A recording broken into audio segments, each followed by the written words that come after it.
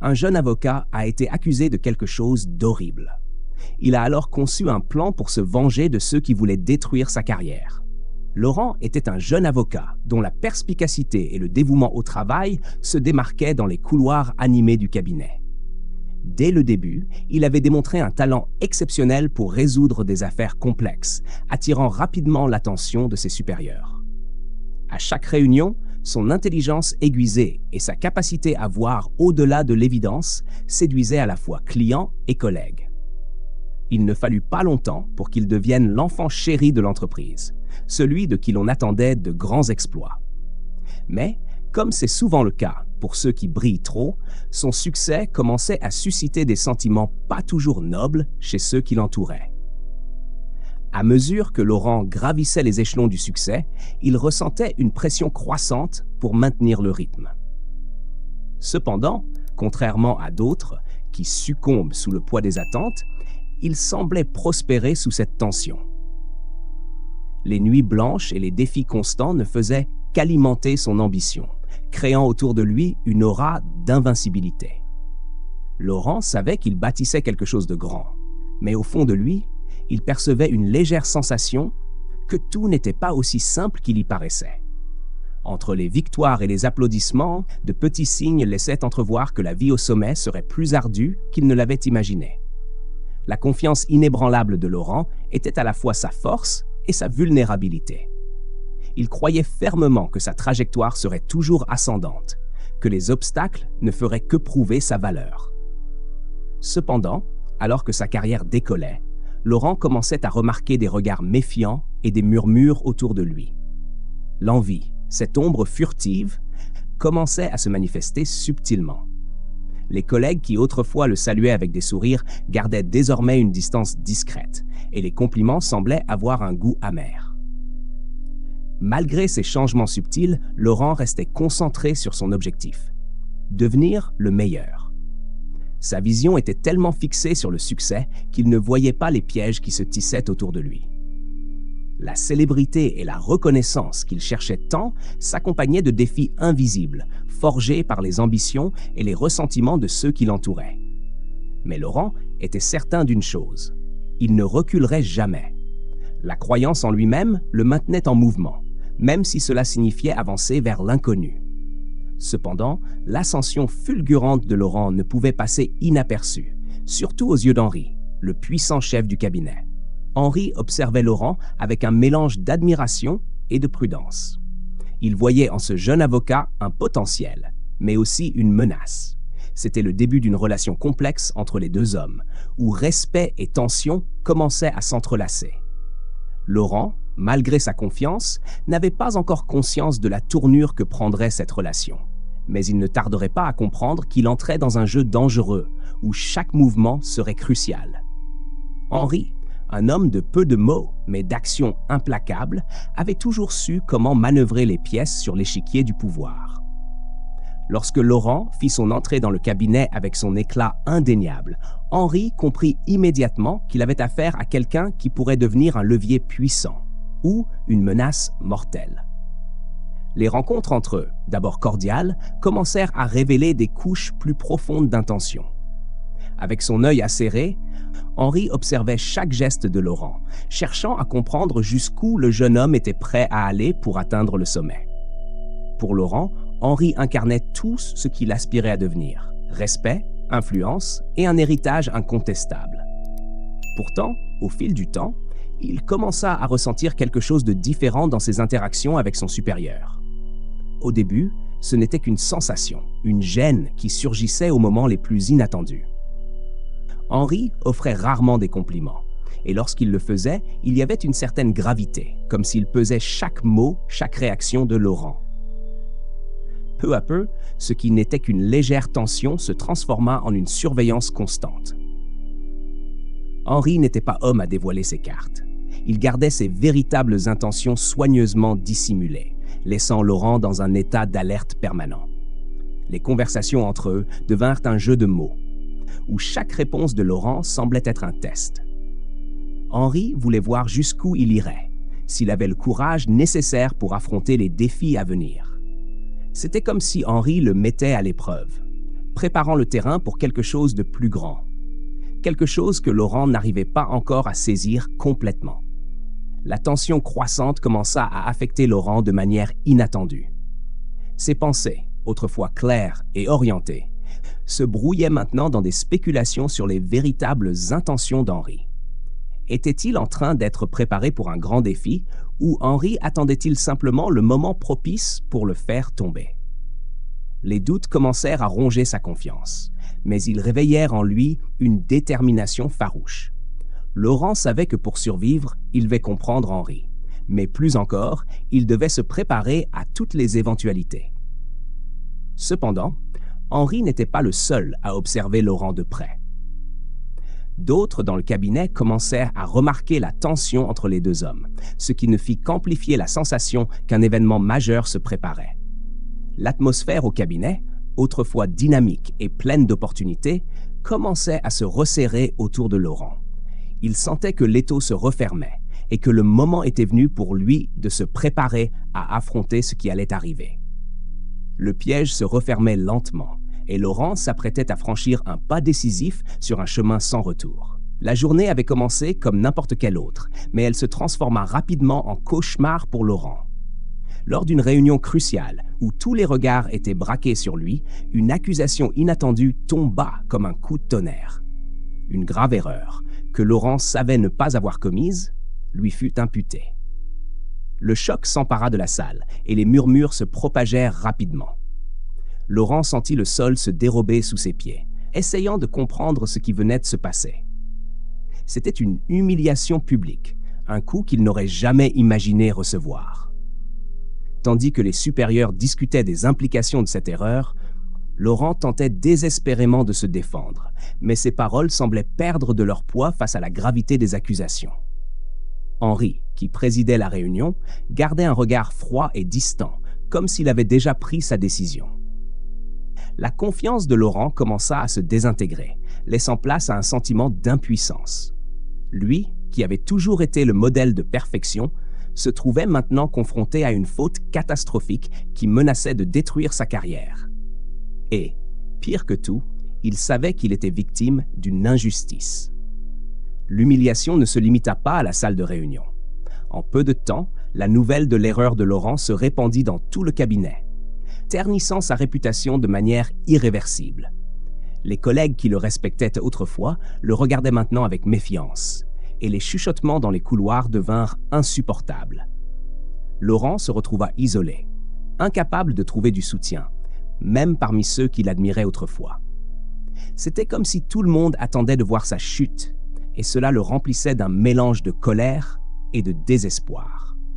Malgré toute la souffrance, Laurent ne pouvait accepter cette situation passivement. Quelque chose en lui refusait de croire que tout était fini. Il commença à repasser mentalement tous les pas qu'il avait franchis, tentant d'identifier où les choses avaient mal tourné. La certitude que quelqu'un était derrière cette accusation commença à se former dans son esprit. Mais qui aurait eu des raisons de le détruire? Laurent savait que, pour sauver sa carrière, il devait découvrir la vérité. Mais cela signifiait plonger dans des eaux troubles et dangereuses. Alors qu'il essayait de rassembler les pièces de ce puzzle, Laurent se rendit compte qu'il y avait quelque chose de bien plus grand derrière cette accusation. L'erreur pour laquelle il est incriminé semblait avoir été planifiée avec minutie, comme un piège attendant le moment propice pour se refermer. Et maintenant, il était pris dans ce filet, sans savoir qui en tirait les ficelles. Mais Laurent n'était pas du genre à se rendre facilement. Déterminé à laver son nom, il se préparait à affronter une bataille qui exigerait bien plus que son intelligence. Elle demanderait du courage, de la persévérance et, par-dessus tout, la capacité de faire face à ses ennemis sans faillir. C'est dans ce tourbillon de doutes et d'angoisse que Laurent commença à soupçonner Rémi, un collègue qui, bien que toujours apparemment amical, n'avait jamais totalement caché son envie du succès de Laurent.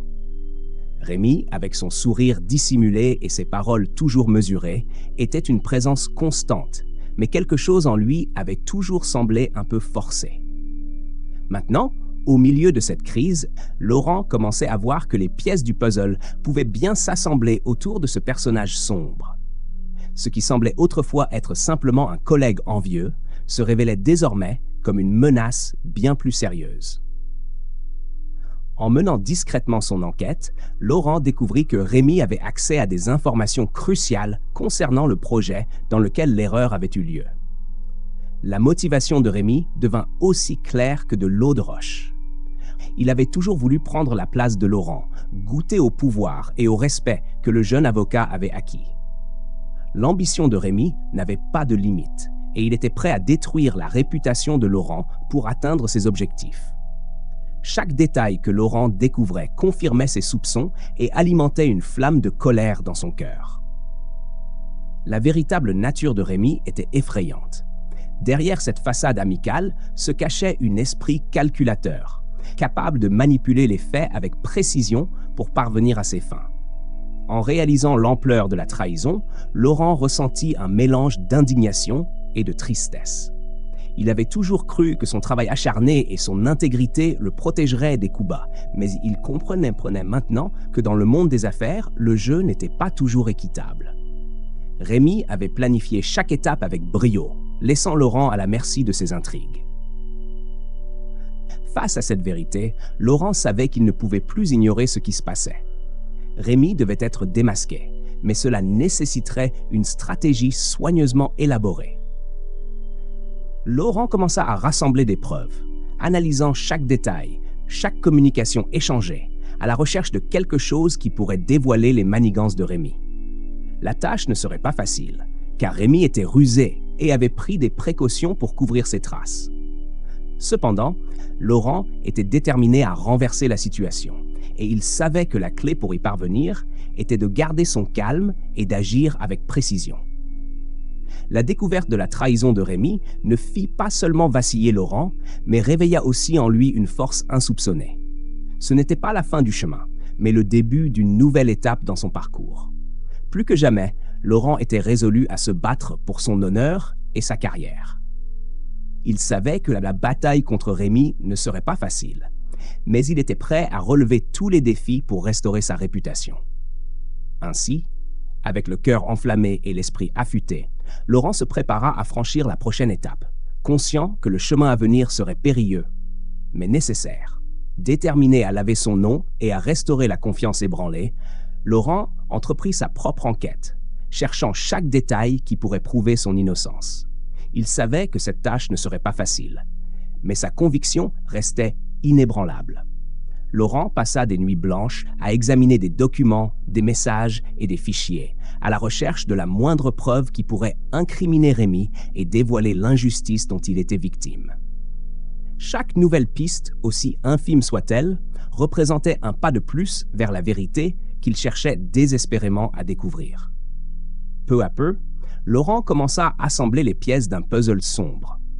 Il découvrit des communications suspectes, des modifications dans des documents que seul Rémi aurait pu faire, et des conversations qui indiquaient une conspiration plus vaste qu'il ne l'avait d'abord imaginée.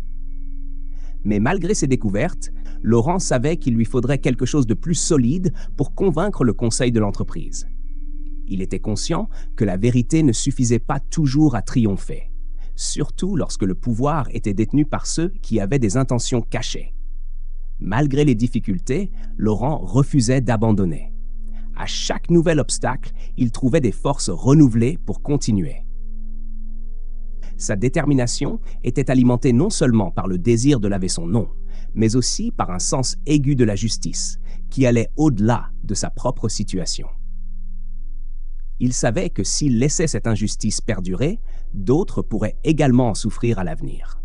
Laurent se battait non seulement pour lui-même, mais pour tous ceux qui, comme lui, avaient été victimes d'injustice et réduits au silence. À mesure qu'il s'enfonçait de plus en plus dans son enquête, Laurent réalisa que la vérité qu'il recherchait pouvait être plus dangereuse qu'il ne l'imaginait. La conspiration qu'il avait découverte allait au-delà de Rémi et pourrait même impliquer d'autres membres du cabinet, peut-être même Henri. Laurent comprit qu'il s'approchait de quelque chose de grand, quelque chose qui pourrait bouleverser non seulement sa vie, mais aussi l'équilibre des pouvoirs au sein de l'entreprise. Et avec cette prise de conscience, il sut qu'il devait être encore plus prudent dans ses prochains pas. La quête de la vérité devenait de plus en plus intense, et Laurent sentait qu'il était sur le point de faire une découverte importante. Mais en même temps, il ressentait aussi que le danger augmentait. Il marchait sur un terrain instable où le moindre faux pas pourrait être fatal pour sa carrière. Néanmoins, Laurent était résolu à continuer, quel que soit le risque. Il savait qu'il ne pouvait pas s'arrêter maintenant, pas alors qu'il était si proche de révéler la vérité. Le prochain pas serait crucial, et Laurent se préparait à affronter tous les défis qui se dresseraient sur son chemin. Après des semaines d'une enquête minutieuse, Laurent parvint enfin à rassembler des preuves irréfutables contre Rémi. Il détenait des documents montrant clairement les manipulations visant à l'incriminer, ainsi que des témoignages de collègues qui, discrètement, avaient confirmé ses soupçons. C'était un immense soulagement de voir ses efforts récompensés, mais Laurent savait que le plus grand défi restait à venir. Affronter le conseil de l'entreprise ne serait pas une tâche facile, et il aurait besoin de tout son courage et de sa détermination pour mener à bien cette bataille. Avec ses preuves en main, Laurent prit la décision audacieuse de porter son cas devant le conseil de l'entreprise. Il savait qu'il prenait un risque énorme, car Henri exerçait encore une grande influence et pourrait tenter de le discréditer une fois de plus. Mais Laurent n'avait pas d'autre choix. Il devait exposer la vérité et restaurer sa réputation. Pendant plusieurs jours, il se prépara méticuleusement, passant en revue chaque détail des preuves, anticipant les contre-arguments possibles et renforçant sa position pour le face-à-face inévitable. Le jour de la présentation, Laurent entra dans la salle du conseil avec une posture ferme et une détermination inébranlable. Il savait que tous les regards seraient braqués sur lui et que cette occasion serait peut-être sa seule chance de laver son nom. Avec un discours clair et direct, Laurent présenta les preuves qu'il avait rassemblées, détaillant comment Rémi avait manipulé les données pour l'incriminer. La tension dans la salle était palpable, et Laurent pouvait ressentir le poids du jugement dans chaque regard fixé sur lui. Pourtant, il resta calme, sachant que la vérité était de son côté. Au fur et à mesure que Laurent exposait les faits, il devint évident que la conspiration dépassait largement une simple rivalité entre collègues. Les preuves indiquaient un complot plus vaste, qui pourrait même impliquer des personnes occupant des postes de pouvoir au sein de l'entreprise. Cette révélation laissa le conseil en état de choc, et Laurent comprit à cet instant qu'il avait mis au jour quelque chose de bien plus grand qu'il ne l'avait imaginé. La réaction du conseil serait cruciale, et Laurent ne pouvait qu'espérer que l'intégrité l'emporterait sur les intérêts individuels. La décision de Laurent de confronter le conseil marqua un tournant décisif dans son parcours. Il savait que, quel que soit le résultat, sa vie ne serait plus jamais la même.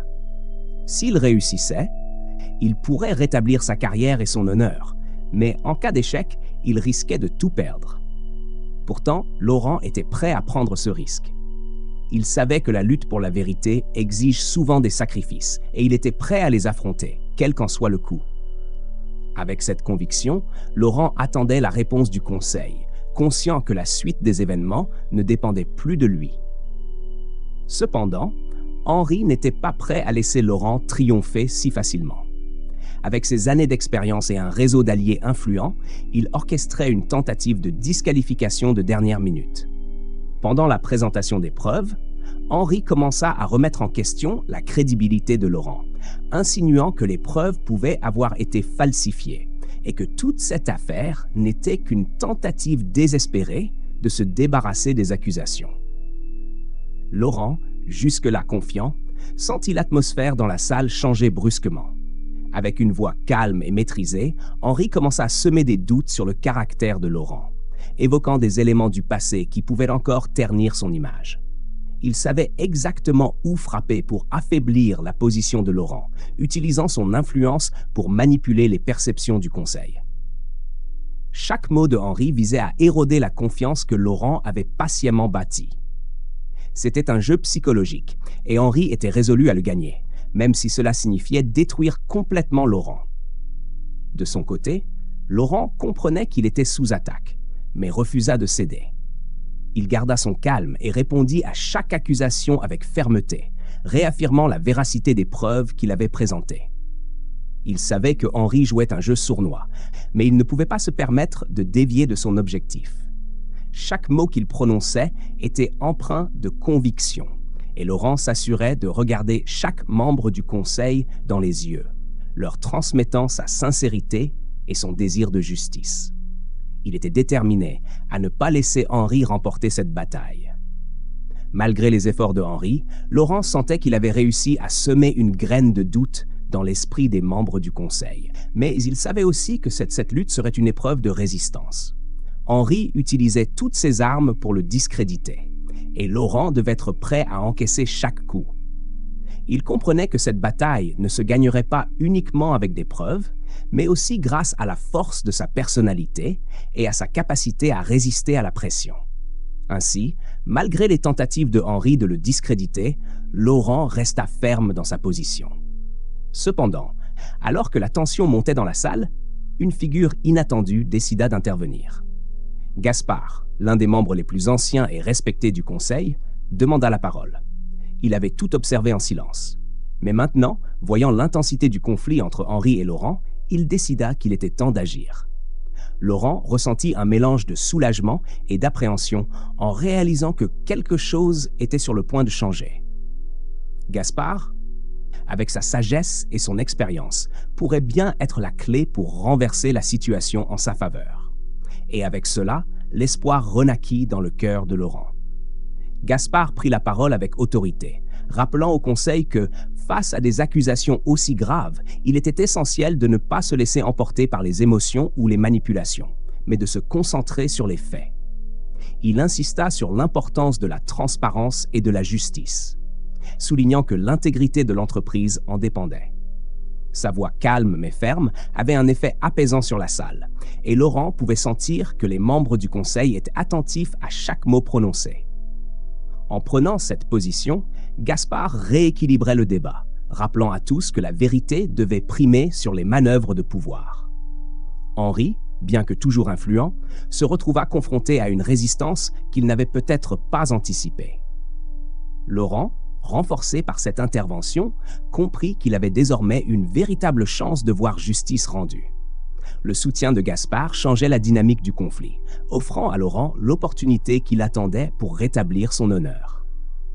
Gaspard, un homme de peu de mots et au regard perçant, avait tout vu au cours de ses années au sein du conseil.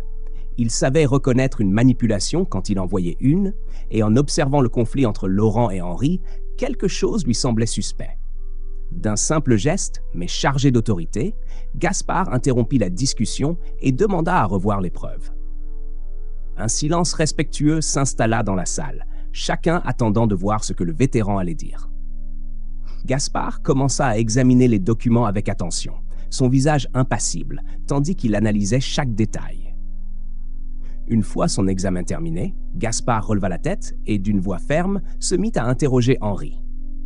Il souligna les incohérences dans les accusations portées contre Laurent et suggéra que les preuves semblaient authentiques, contrairement à ce qu'Henri avait laissé entendre. Fort de son expérience, Gaspard savait comment démanteler un argument fragile. Et pour la première fois, Henri parut déstabilisé. La présence de Gaspard apportait un nouveau poids à la situation, et Laurent sentit qu'il y avait peut-être, enfin, une réelle chance de justice. Gaspard révéla alors quelque chose d'inattendu. Lui-même avait autrefois été victime d'une situation similaire, accusé à tort par des collègues qui cherchaient à l'écarter. Cette révélation créa un nouvel état d'esprit dans la salle, où l'empathie et le respect pour Gaspard commencèrent à l'emporter sur les doutes semés par Henri. Laurent vit un changement dans les expressions des membres du conseil, qui semblaient désormais plus enclins à écouter avec attention et équité. La vérité commençait enfin à émerger des ténèbres, grâce à l'intervention de Gaspard. La sagesse de Gaspard ne fit pas seulement renforcer la position de Laurent, elle affaiblit également l'influence d'Henri. Les membres du conseil, auparavant hésitants, commencèrent à se ranger du côté de Laurent, reconnaissant la validité des preuves et l'injustice de la situation. Henri, se rendant compte qu'il perdait le contrôle, tenta de reprendre l'initiative. Mais Gaspard, avec toute son expérience, réfuta chaque tentative avec des arguments solides et irréfutables. L'équilibre des pouvoirs dans la salle était en train de basculer, Et Laurent, malgré la fatigue émotionnelle, sentait qu'il était sur le point de remporter la victoire qu'il avait tant recherchée. L'intervention de Gaspard fut un véritable tournant. Avec son aide, Laurent parvint à démasquer les mensonges et les manipulations qui avaient été utilisés contre lui. Le conseil, autrefois divisé, commençait maintenant à s'unir autour de la vérité. Henri, voyant son pouvoir lui échapper, tenta désespérément de conserver son influence, mais il était déjà trop tard. La vérité, portée par la voix experte de Gaspard, s'apprêtait à triompher. Laurent savait qu'il restait encore des défis à relever, mais désormais, avec le soutien de Gaspard, il était plus proche que jamais de restaurer son honneur. Avec le soutien décisif de Gaspard, la vérité éclata enfin au grand jour. Les manipulations de Rémy, qui n'étaient auparavant que des soupçons, furent confirmées comme faisant partie d'un complot plus vaste, impliquant même Henri. Les preuves réunies par Laurent, associées à la perspicacité de Gaspard, révélèrent la toile de mensonges que les deux hommes avaient tissée pour détruire la carrière de Laurent. Le Conseil, désormais pleinement conscient de l'ampleur de la conspiration, prit une décision ferme et immédiate. Henri et Rémy furent licenciés et leurs actions criminelles seraient examinées plus en profondeur. La nouvelle de la chute de Henri et Rémy se répandit rapidement dans l'entreprise, provoquant à la fois un choc et un soulagement parmi les employés. Ceux qui craignaient auparavant les représailles de Henri constataient que la justice, bien que tardive, avait finalement triomphé. Laurent, longtemps considéré comme coupable, était désormais célébré comme l'homme qui avait eu le courage d'affronter les puissants et de triompher. Cependant, cette victoire, bien que douce, était aussi teintée de fatigue. La bataille avait été longue et éprouvante, et Laurent savait que les cicatrices de cette lutte persisteraient longtemps. Avec le départ de Henri et Rémy, l'entreprise entama un processus de nettoyage interne. De nombreux autres secrets et injustices furent dévoilés. Et Laurent, désormais en position d'influence, joua un rôle crucial pour s'assurer que ces problèmes soient résolus de manière équitable. Il savait que, pour restaurer pleinement l'intégrité de l'entreprise, il fallait bien plus que simplement licencier les coupables. Il fallait reconstruire la culture de l'entreprise en établissant de nouvelles normes d'éthique et de transparence. La justice avait finalement été rendue, mais Laurent comprenait que le véritable défi ne faisait que commencer. La chute de Henri et Rémy avait laissé un vide de pouvoir au sein de l'entreprise. Et beaucoup voyaient en Laurent le prochain leader naturel. Cependant, il savait qu'il ne pouvait pas simplement prendre cette position sans d'abord s'assurer que l'environnement de travail soit sûr et juste pour tous. Laurent se mit à travailler sans relâche pour transformer l'entreprise en un lieu où la vérité et l'intégrité seraient valorisées avant tout. Il voulait que son expérience serve d'exemple, prouvant que même dans les situations les plus difficiles, la justice pouvait triompher. Malgré sa victoire, Laurent ne perdit jamais de vue l'essentiel. Il savait que le pouvoir pouvait corrompre, comme il avait corrompu Henri et Rémy. Et il était déterminé à ne pas suivre la même voie. Sa priorité était de s'assurer que l'entreprise non seulement survive à cette crise, mais en sorte plus forte et plus éthique. Laurent voulait laisser un héritage durable, fondé sur la vérité et la justice, où personne ne serait jamais plus contraint de traverser ce qu'il avait lui-même enduré. Ainsi, avec la chute des puissants, Laurent entreprit de construire quelque chose de nouveau, quelque chose qu'il espérait meilleur pour tous. Avec le départ de Henri et Rémy, Laurent fut naturellement promu à un poste de direction. Mais, contrairement à ses prédécesseurs, il n'était pas intéressé par le pouvoir pour le pouvoir. Laurent savait que sa responsabilité était désormais plus grande et qu'il devait utiliser sa nouvelle influence pour transformer l'environnement de travail. Il commença par mettre en place des politiques de transparence, créant des canaux sûrs pour que les employés puissent signaler des problèmes sans craindre de représailles. Laurent voulait s'assurer que ce qu'il avait vécu ne se reproduirait jamais pour quelqu'un d'autre. Les employés, d'abord méfiants, commencèrent à percevoir que Laurent était différent. Il était présent, non seulement comme dirigeant, mais comme quelqu'un qui se souciait véritablement du bien-être de tous. Sous sa direction, l'entreprise connut une véritable transformation. L'environnement, autrefois tendu et compétitif, devint plus collaboratif et accueillant. Laurent veillait à encourager le travail d'équipe, sachant qu'une équipe unie est bien plus forte que des individus isolés. Il voulait que chacun se sente partie intégrante de quelque chose de plus grand. Laurent se consacra également à encadrer les jeunes avocats, leur offrant le soutien qui lui avait parfois manqué à certains moments de sa carrière. Il voulait être un leader qui non seulement dirige, mais inspire. Chaque conversation qu'il avait, chaque conseil qu'il donnait était une tentative de former une nouvelle génération de professionnels qui valorisaient l'éthique et la justice autant que lui. Et grâce à cela, Laurent commença à voir des changements réels dans l'entreprise. Non seulement dans les résultats financiers, mais aussi dans la satisfaction et l'engagement des employés. La transformation de l'entreprise ne passa pas inaperçue sur le marché. L'entreprise, autrefois marquée par les scandales, était désormais considérée comme un exemple de résilience et de réinvention. Laurent avait réussi non seulement à restaurer sa propre réputation, mais aussi celle de l'entreprise dans son ensemble. Il savait qu'il restait encore beaucoup à faire, mais il était fier de ce qu'il avait accompli jusqu'à présent. Laurent voyait son histoire non comme un succès individuel, mais comme une victoire collective, où chacun avait joué un rôle dans la construction d'un avenir meilleur. Finalement, Laurent devint une figure inspirante, non seulement au sein de l'entreprise, mais aussi à l'extérieur. Son histoire de dépassement et sa lutte pour la justice se répandirent, servant d'exemple à beaucoup. Il avait montré que, même dans les circonstances les plus adverses, il est possible de réussir sans sacrifier ses valeurs. Laurent avait non seulement transformé l'environnement de travail, mais aussi la manière dont les gens voyaient le pouvoir et le leadership. Il avait prouvé que l'intégrité et le succès ne sont pas mutuellement exclusifs et qu'au final, la vérité triomphe toujours. Et vous, que feriez-vous si vous étiez à la place de Laurent?